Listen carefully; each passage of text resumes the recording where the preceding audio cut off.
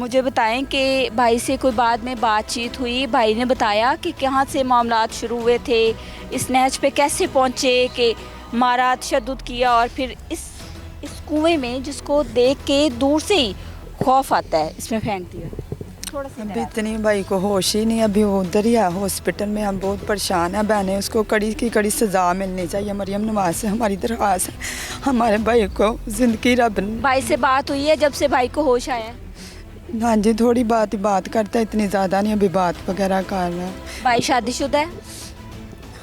भाई शादीशुदा है? जी शादीशुदा है। बच्चे हैं? हाँ एक बेटी है उसकी। साइम की एक बेटी है। ये जो बाकी 6 दोस्त हैं, इनकी फैमिली ये सारे शादीशुदा है?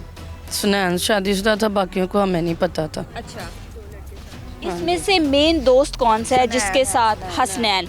हसनैन भी शादीशुदा है? हाँ जी, स्नैन शादीशुदा है, वो ही ख़तरनाक इसका दोस्त है। वही खतरनाक है।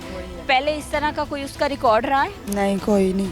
रिकॉर्ड याफ्ता खाता रहा, हमारे भाई से पैसा भी खाता रहा है। उसके बहुत सा भाई ने इसको खिलाया, जूतियाँ कपड़े तक लेके दिए, उसने इसकी जान ले लिया।